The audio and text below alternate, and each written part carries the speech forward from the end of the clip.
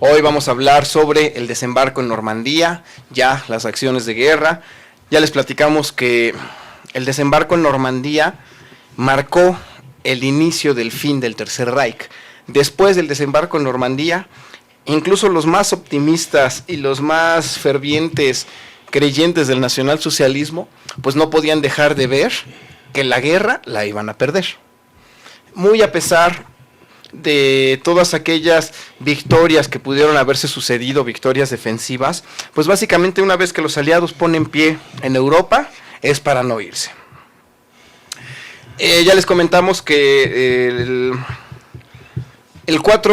originalmente la idea del desembarco iba a ser el 5 de junio, pero el 5 de junio hubo clima malo.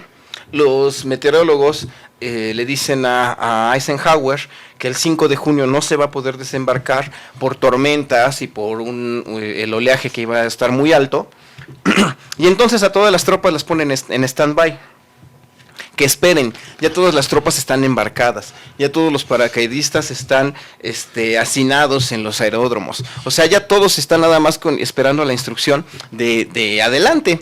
Y entonces, cuando se reúnen para poder decidir si es que desembarcan el 6 de junio o lo posponen hasta el día siguiente, los meteorólogos le dicen a Eisenhower que el 6 de junio va a haber buen clima, pero nada más el 6 de junio, al día siguiente se vuelve a tornar malo. Es así que Eisenhower le pregunta a los diferentes comandantes de los que él tiene, le pregunta a la Fuerza Aérea, a la Marina, a Montgomery, a todos les pregunta qué hacemos, todos le dicen, pues, está bien, adelante, y él toma la decisión de que adelante. El desembarco en Normandía comenzó a las 00 horas del 6 de junio de 1944. Los primeros hombres en poner pie en Europa, en la Francia que ellos iban a liberar, fueron las tropas paracaidistas de la 101 División Aerotransportada, de la 82 División Aerotransportada, americanas ambas, y de la 6ª División Aerotransportada de los británicos, de los ingleses. En Normandía es la primera vez que se echa a andar una táctica militar que se llama la interdicción. La interdicción quiere decir cortar, aislar un campo de batalla para que nadie entra y nadie salga. Pero para que tú realices la interdicción, pues obviamente debes de tener los medios para llevarlo a cabo. Los aliados tenían los medios para llevarlos a cabo. Es así que el primer paso fue el de lanzar a los hombres paracaidistas para que tomaran los puentes más importantes, estos puentes que no podían ser demolidos, porque si los demolían les iba a tomar más tiempo a los americanos volver a hacerlos, y también para que a través de estos puentes los alemanes no lanzaran refuerzos. Ya les hemos platicado que Rommel tenía la fija idea de poner a todas las tropas en las playas que estuvieran ahí esperando, particularmente los carros de combate, los blindados, los Panzer, y que Hitler le dijo que no. Incluso Rundstedt, quien era el comandante en jefe de los ejércitos del oeste, no está de acuerdo con la idea de Rommel.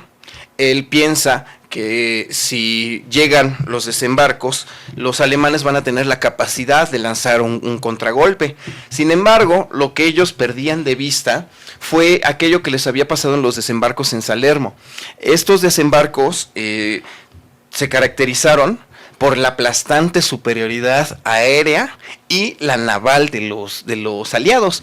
Esta superioridad aplastante, los aliados tenían tantos recursos que mandaban a observadores a las playas, y entonces habían observadores que dirigían el fuego de la artillería, de los destructores, de los cruceros y de los acorazados. Y estos ataques fueron los que impidieron que los alemanes echaran al mar en Salermo a las tropas aliadas.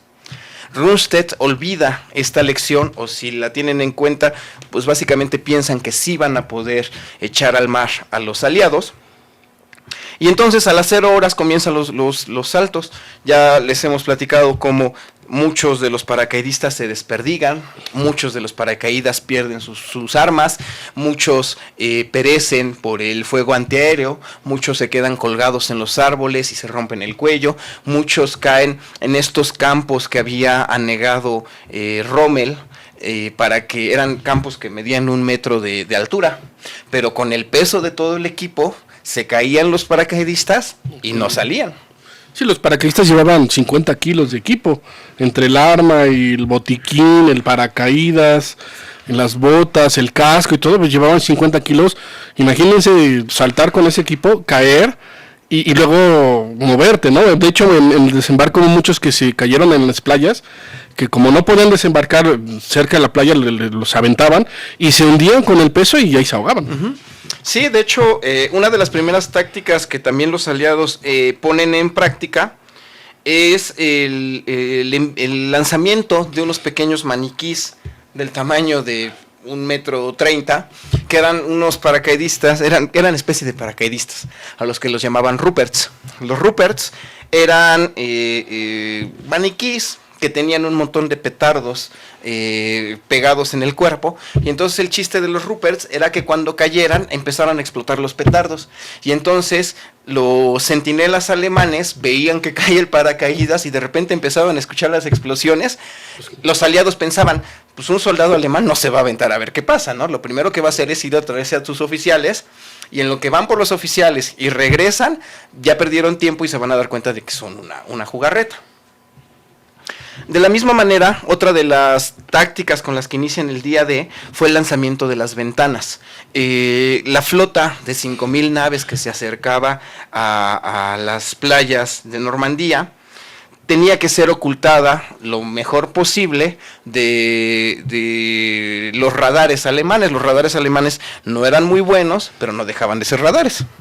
Es así que existe un destacamento de bombarderos que se dedican a volar a baja altitud del lado de lo que era Calais, del lado del paso de Calais, y entonces empiezan a arrojar ventanas. Las ventanas son tiras de aluminio de 60 centímetros de largo, que cuando las avientan a través del avión, pues empiezan a caer de una manera muy lenta, y que estos en el radar dan la imagen de como si fuera una flota de barcos que se están acercando a 8 nudos, y entonces estaban dando de vuelta a los bombarderos, iban tirando las ventanas, esto con la idea de distraer a los alemanes del objetivo principal.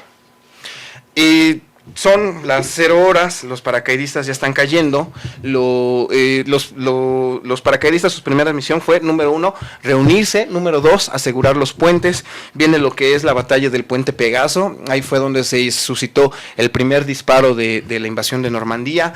Los británicos aterrizan con sus planeadores, los Horsa, y toman este puente, el puente llamado Pegaso, que es uno de los puentes más importantes. Allá es a donde perecen los primeros soldados británicos de la invasión de Normandía, y también es a donde comienzan los primeros disparos. Es de destacar que en estas primeras horas los alemanes comienzan a recibir mensajes de aquí y de allá. Es importante mencionar, se me olvidó.